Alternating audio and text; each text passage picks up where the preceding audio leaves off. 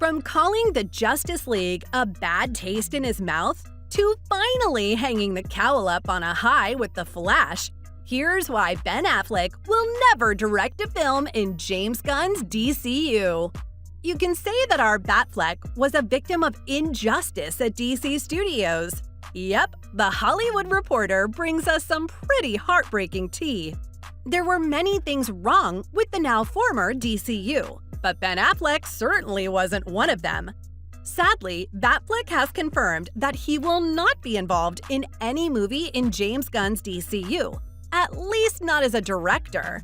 Ben then tore into the major reason why he, to this very day, is traumatized by DC. Not surprisingly, it all went down during the making of the Justice League. Yeah, the one where we're greeted with Superman's bizarre CGI mouth at the start of the movie. Ben explained how right after the set wrapped up, he was simply out. The 50-year-old actor thought to himself that he just wasn't suited to do any of it all over again.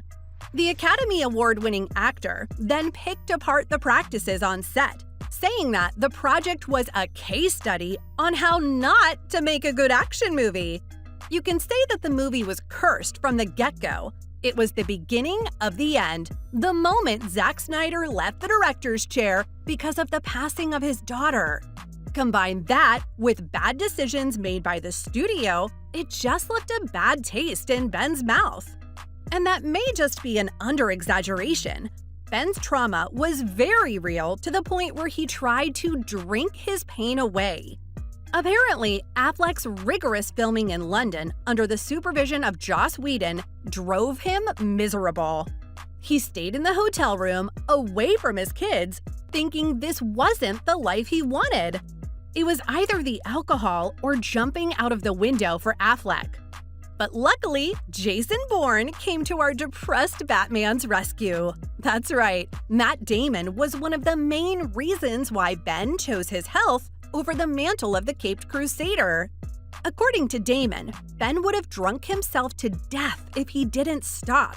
After that experience, Affleck decided to not let anything squander his life anymore and make the most of the little time that he has left.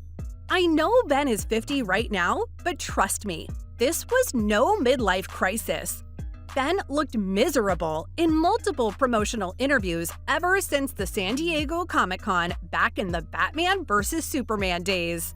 Yep, I'm talking about the sad Fleck meme. Guess rigorous training, shoots, and the pressure of being the Dark Knight just got to Ben. It's smart to not go down that rabbit hole again, cause directing is a whole ballgame entirely. You're not dealing with the pressures of maintaining a caloric deficit to chisel your ab muscles, but you're bearing the overwhelming burden of making sure the movie brings in those numbers. Though things just don't add up. Didn't James Gunn announce the opposite on Twitter? Before Ben dropped the interview with The Hollywood Reporter, the new boss of DC tweeted out that they just had a word with Ben, who's thrilled to direct a movie, and they are currently searching for the right project for him. Well, yeah, that didn't really age so well. But why the sudden change of heart? Were there fists thrown back at the DC studios? Did Batfleck ask Gunn if he bleeds? Yeah, it wasn't as dramatic. Ben clarified that he doesn't really have anything personal with Gunn and lauded that he actually appreciates him and thinks he's a good guy. He even added to the cover story saying that he really thinks James will do a great job. It's just that his vision won't align with the type of lore Gunn is going for. If you didn't already know, Ben Affleck was actually supposed to direct his standalone Batman movie featuring Deathstroke. According to Robert Richardson, the movie's director of photography, the movie would have been pretty dark and brushed upon some insanity aspects, which basically refers to Arkham Asylum. Assuming Ben would have been in line to direct Gunn's upcoming Brave and the Bold, there is a clear divide in terms of tone here. Gunn's rendition of the Batman movie will likely brush upon a father-son narrative, leaving all the grittiness for whatever Matt Reeves has planned with Pattinson. I mean, come on, This is the man behind the goofed-up Suicide Squad reboot and the Guardians of the Galaxy. It makes sense for Ben Affleck to stay away from something that he just wouldn't be proud of as a creative. But most importantly, Ben simply doesn't need James Gunn's creative plans. Affleck and his co-Oscar winner and childhood best friend, Matt Damon, have recently started their very own production company by name Artists Equity. And guess what? Their company is already working on the highly anticipated Air, which will be a movie about how Nike began a sneaker revolution. And he seems to be having the time of his life making it, even getting help from his new and rekindled love, Jennifer Lopez. Also, with his heartfelt movie, The Way Back, Ben expressed how he already knew it wouldn't do well at the box office due to its plot, but he actually likes what he's doing right now. Now, this is the man behind Oscar-winning Best Picture Argo, creatively restricting his creative abilities just to fit James Gunn's 10-year plan for this new DC reboot would have been such a waste. His new company is a passion project, which promotes profit sharing not just among directors, actors, and producers, but cinematographers, costume designers, and editors too, which is way more wholesome than whatever was going on with Ray Fisher, Gal Gadot, and Joss Whedon at the time. But truth be told, Ben just can't afford to take that big a risk at this stage of his life. He's seen a lot of emotional turmoil in his life. The man just wants to be happy and settle down for once.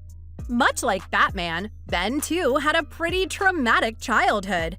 His parents were in a toxic relationship, which really set the tone for the rest of his life.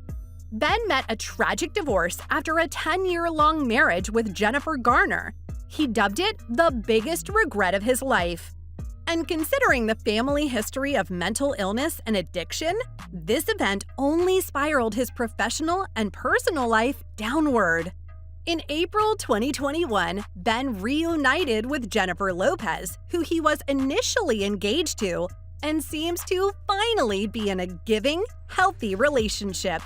They are happily married, and most of the stylistic and fashion choices in Air are brought to you by JLo herself. Going out of his way, burdening himself with the pressures of reviving an entire franchise for somebody else's vision just doesn't seem like the right choice for Ben, does it? Well, at least he's smiling again if we forget that moment at the Oscars. But you know the saying, leave on a high note? Guess Ben's appearance in The Flash is good enough for Affleck's ties with the DCU once and for all. Ben has proudly admitted that he has nailed his swan song for Batman in the movie.